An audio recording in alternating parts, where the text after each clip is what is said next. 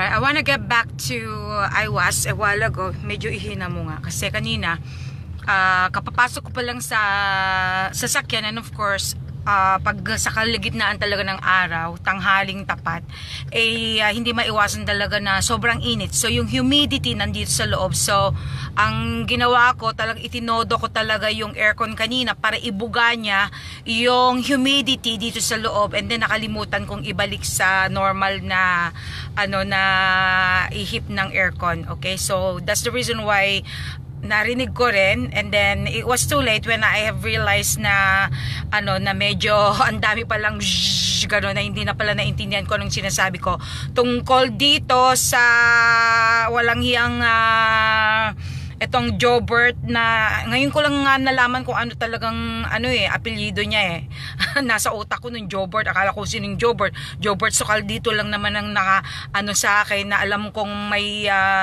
may pangalan. And of course, na-realize ko, Jobert Austria. So, sabi ko, sino ba to? Talagang hindi ko naman talaga siya kilala.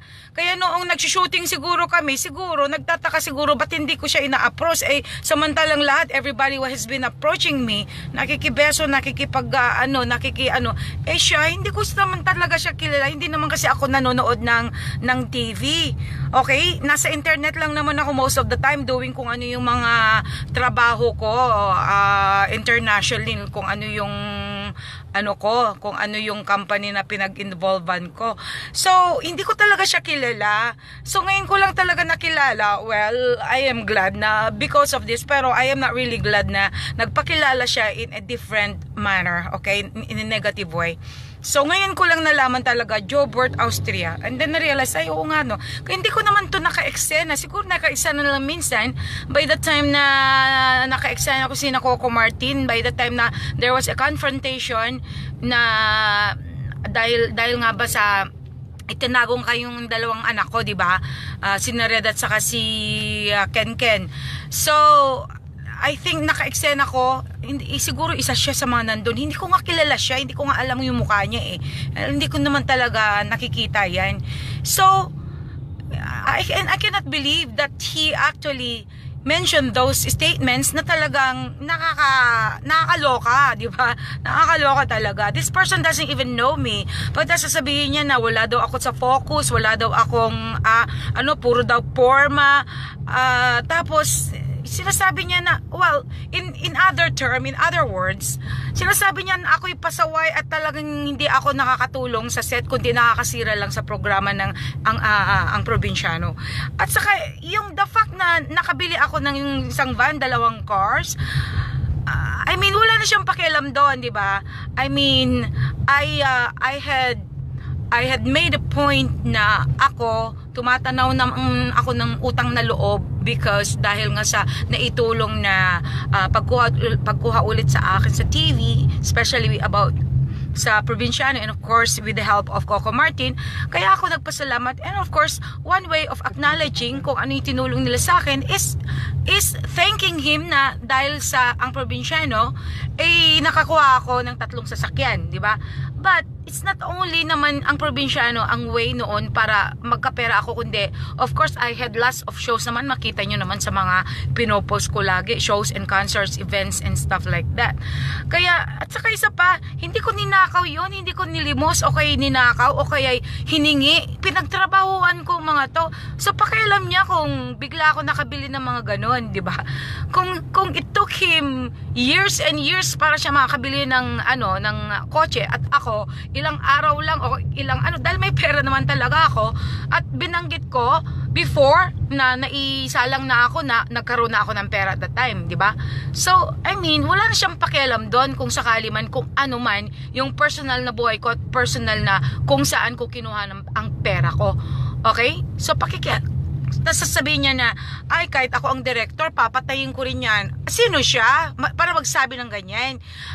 Si Coco Martin mismo, he has treated me with respect every time. He had to make sure na after my eksena, di ba? After my scene, he had to make sure to come to me, and then sasabihin niya na, tatapikin niya ako, tapos sasabihin niya na, oh, Mami, are you okay? Mami, kumain ka na ba? Oh, Mami, okay ka lang? Ganun, ganyan. Tapos itong balasubas, bastos na Jobert Austria na to, gaganunin ako, walang paggalang. mas masahol pa kung ano yung ginagawa ni Ipe o kay Philip Salvador sa sa ina ng kanyang anak, di ba? I mean, matuto kayo. Hindi porke kayo taga-showbiz, hindi porke kayo'y komedyante, huwag niyong gamitin ang mga tao para gawing katatawanan, because I am not here for a joke.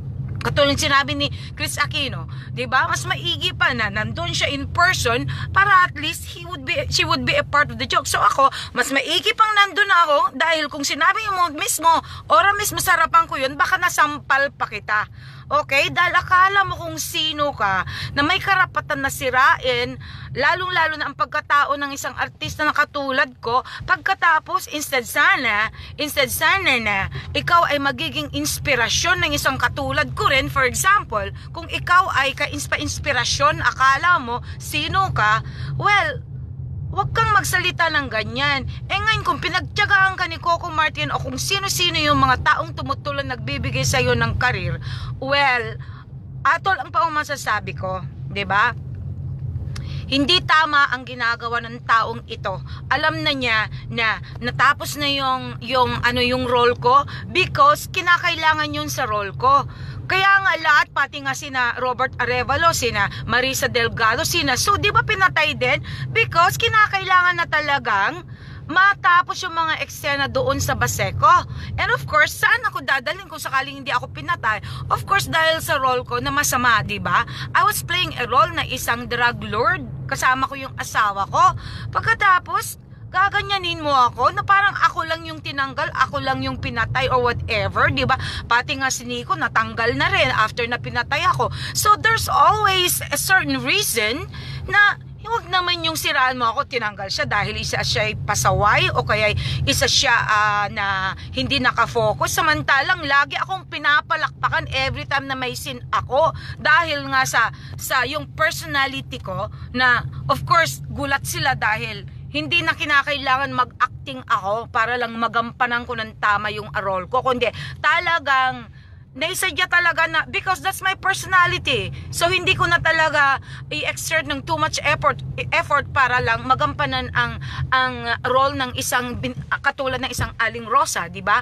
Kaya huwag naman niyang ganyanin ang katulad ko. Porke ba tinanggal na ako? Porke ba alam niya na wala na akong TV career ngayon? Tapos ginaganyan na lang niya ako, sinasampal niya ako ng kanyang pagkasinungaling. Well, I dare you. Magbigay ka ng kahit sinong witness o kaya mismo na si Direk Coco Martin mismo at siya mismo magsabi sa akin o kaya in public na talagang ako ay pasaway at talagang ako ay nakakasama sa kanilang probinsyano. Okay? So yan lang masasabi ko. If you can prove that, and then yung credibility ng tao nandyan intact, pero hanggat hindi mo maipuprove kahit kung sino-sino mga witness, kung sino man yung pwede mong iharap dyan, ha? Baka mamaya talagang sampalin talaga kita kung talagang wala kang maiprovide o kaya wala kang makuhang ebidensya o kaya maging witness man lang, lalong-lalo na si Coco Martin dahil siya mismo ang nagsabi na, Mami, you've done a great job. Mami, are you okay? Mami, kumain ka naman ganun. Ang ganda ng trato ng tao sa akin. Never akong sumira sa kanya. Never ko siyang siniraan.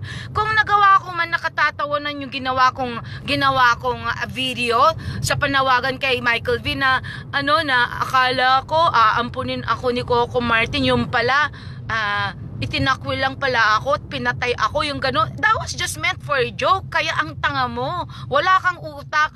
Alam mo, sigurado talaga. Now it's proven. Dahil sa mga nakita ko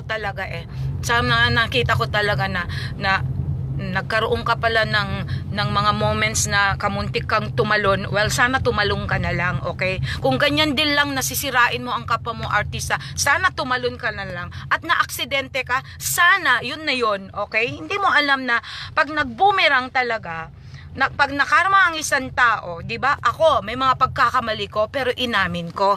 Talagang